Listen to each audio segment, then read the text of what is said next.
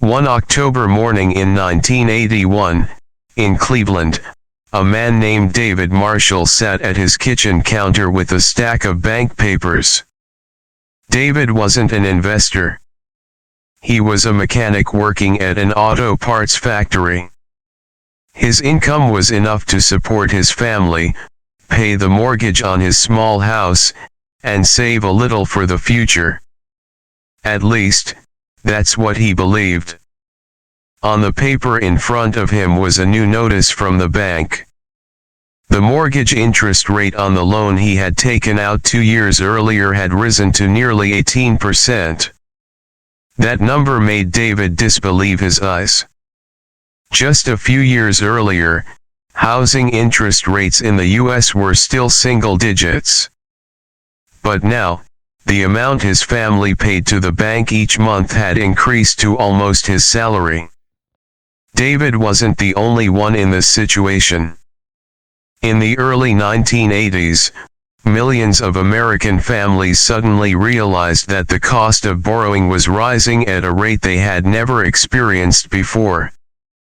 Mortgage rates, business loan rates, even credit card rates were all soaring to their highest levels in modern history.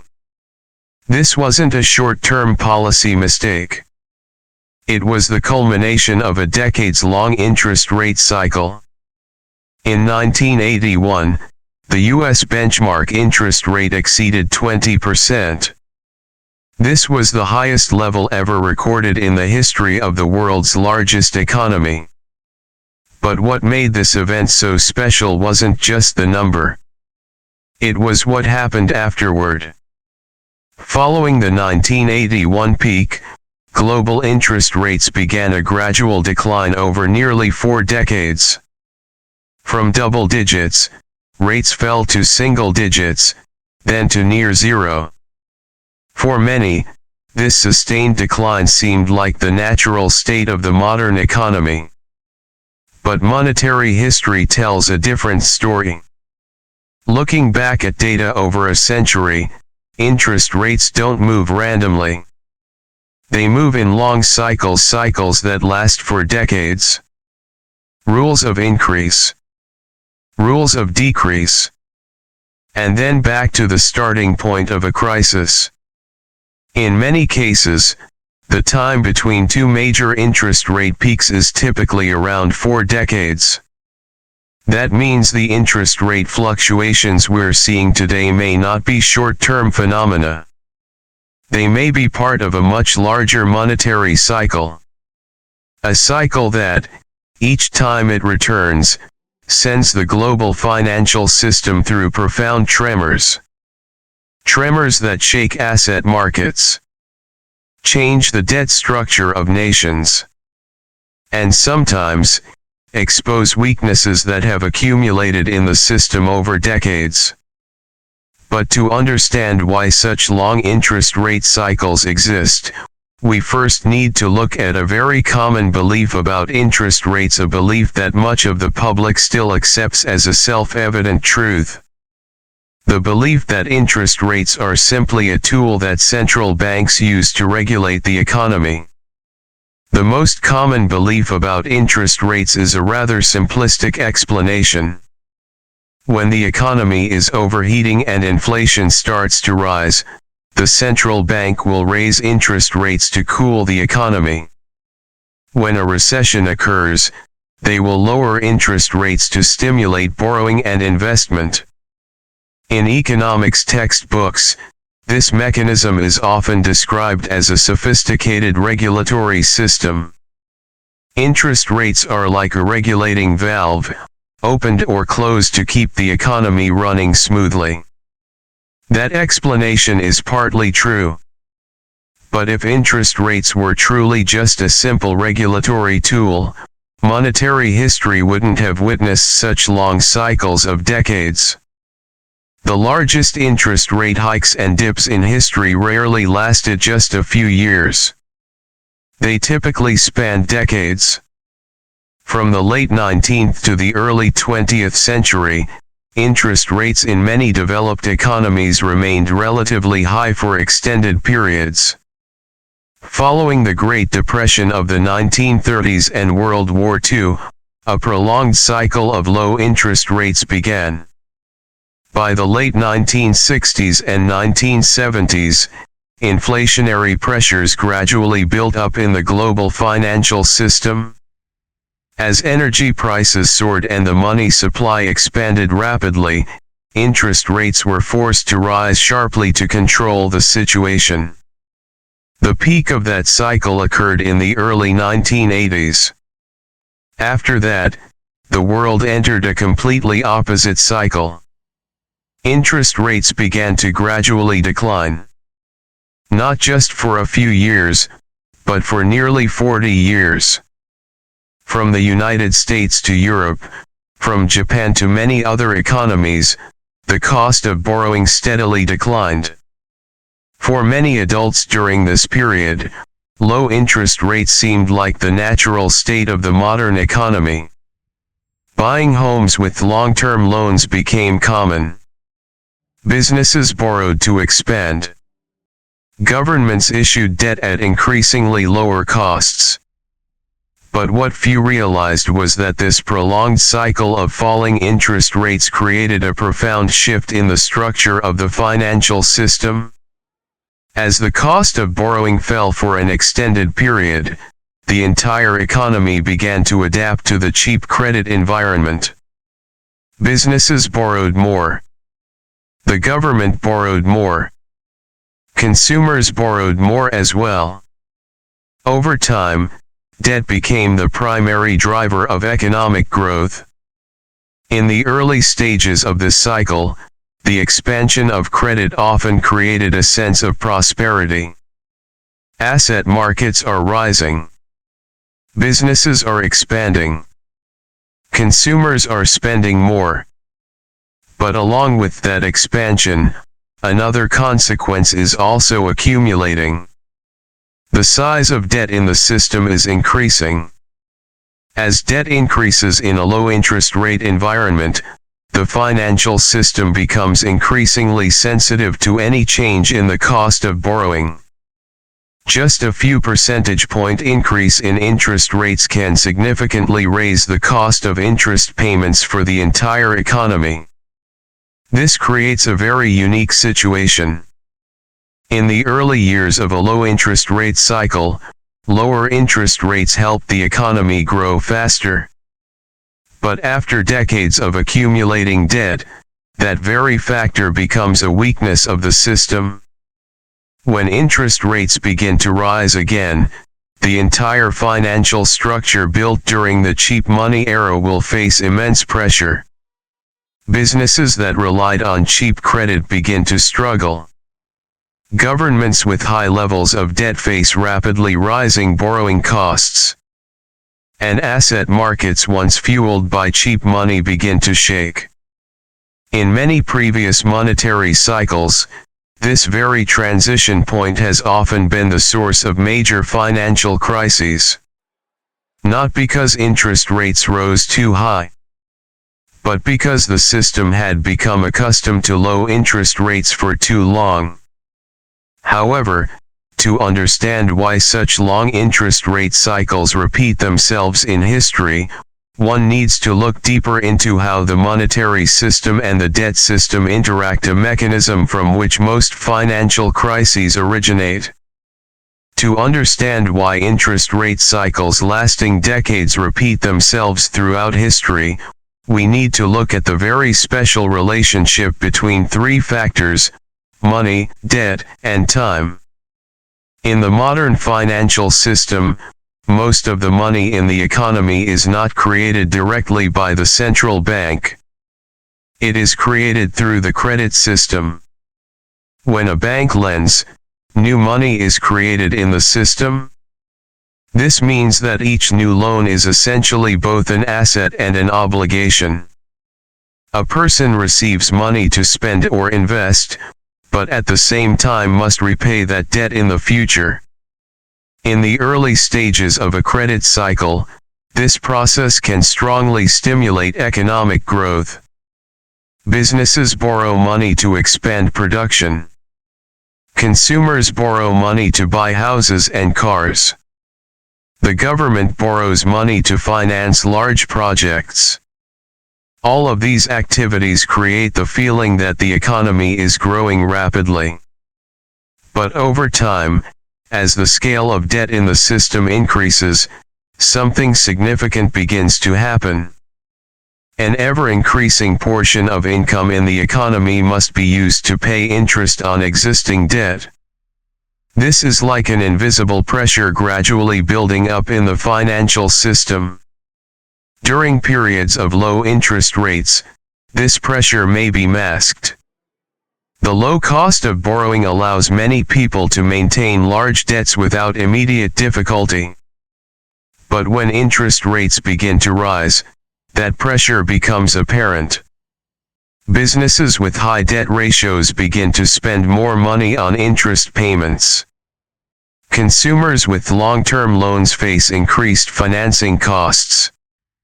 Governments with massive debt have to spend more budget on interest payments on bonds. And when many sectors of the economy are under this pressure, the financial system begins to shake.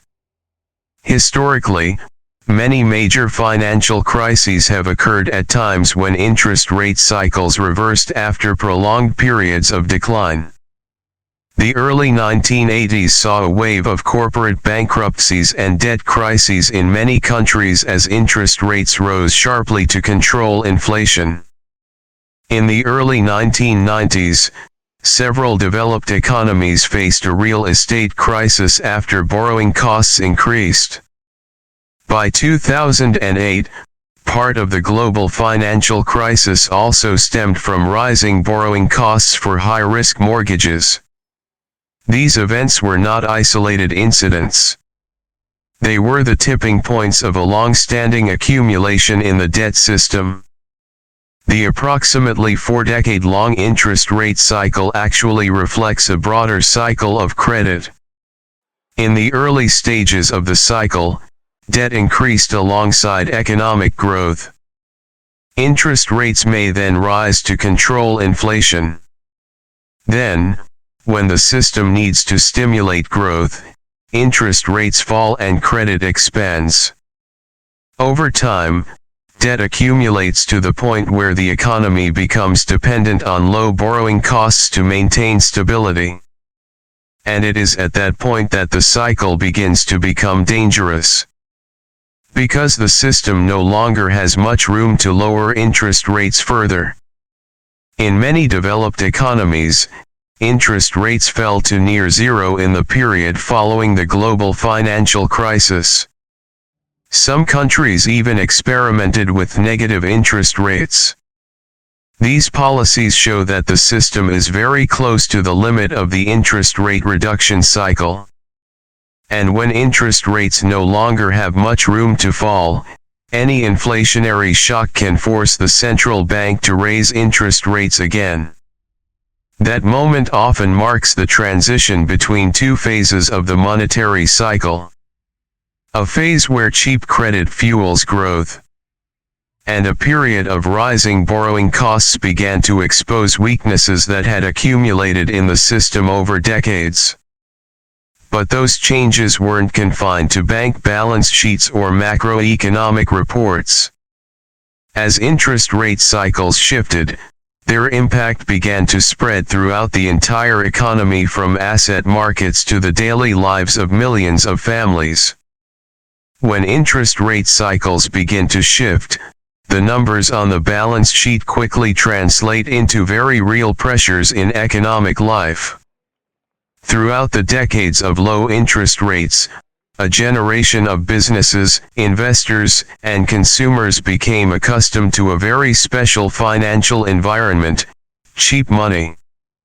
Long-term loans at low costs became the foundation of many economic decisions. Businesses expanded using credit. The real estate market thrived on long-term mortgage loans. Investment funds used leverage to maximize returns. In that environment, the prices of many assets began to rise sharply. Housing in many major cities increased in price for years on end. The stock market was fueled by cheap money. Technology companies could raise capital at very low costs to expand their operations. All of this created a feeling that the financial system was functioning smoothly.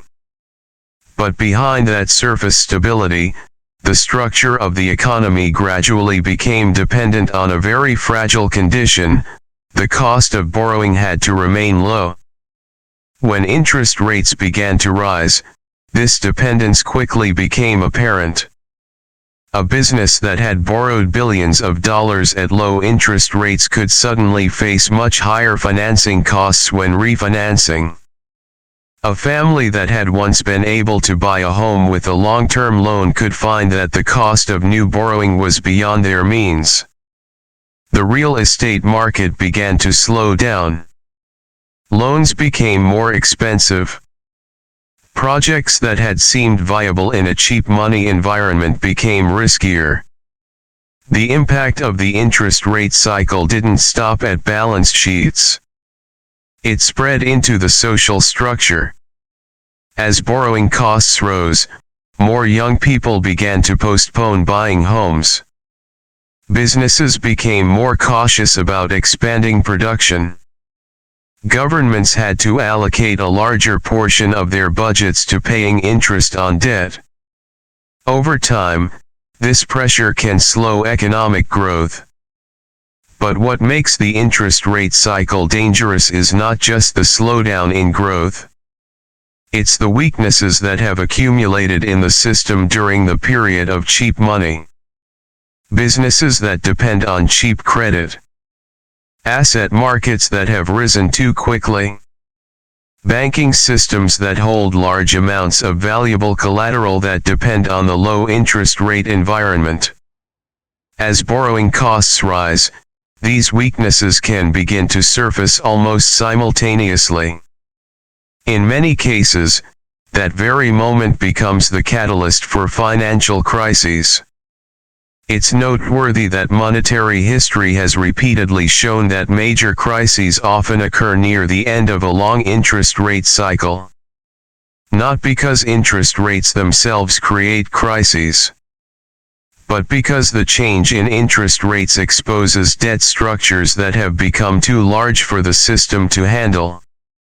After each such crisis, the financial system typically undergoes a period of adjustment. Central banks cut interest rates to stabilize the economy. Governments implement stimulus programs to support growth.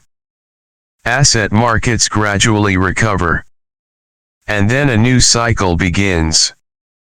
A cycle in which credit expands again. Debt accumulates again. And the monetary system once again approaches the point where it will face the familiar pressures of history. Such cycles don't happen in a few years. They last for decades.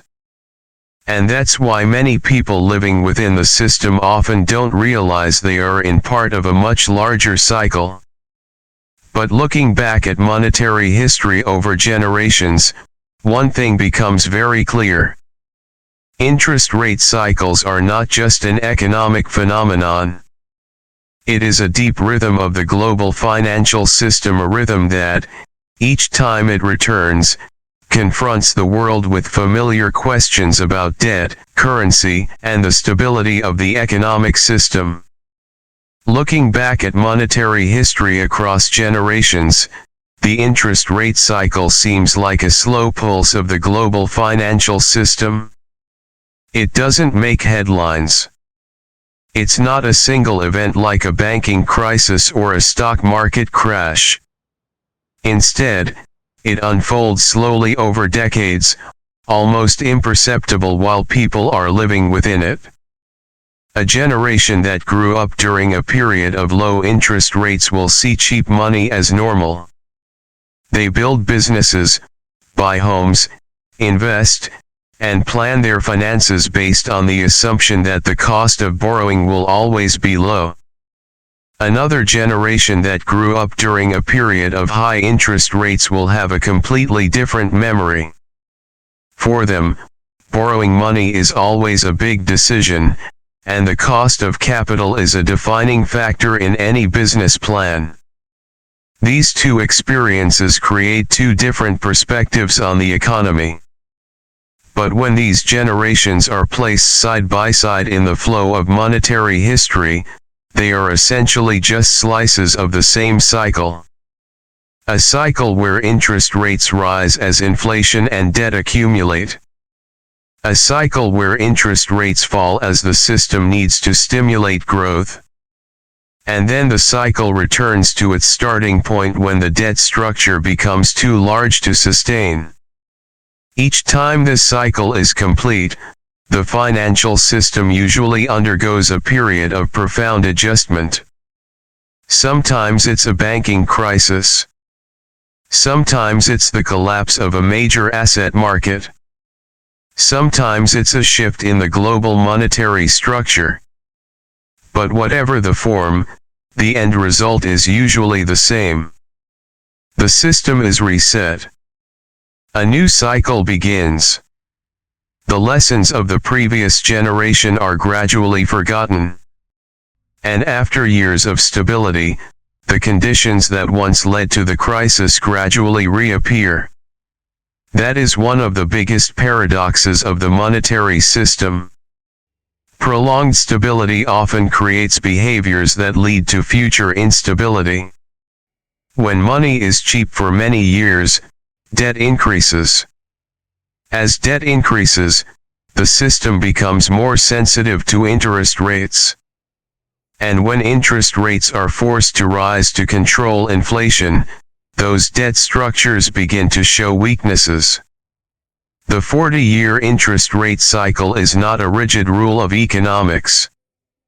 But history has repeatedly shown that such long rhythms exist in the financial system. These rhythms are shaped by human behavior, by monetary policy, and by how economies respond to crises. And when looking at the fluctuations of interest rates in the modern world, a question begins to emerge.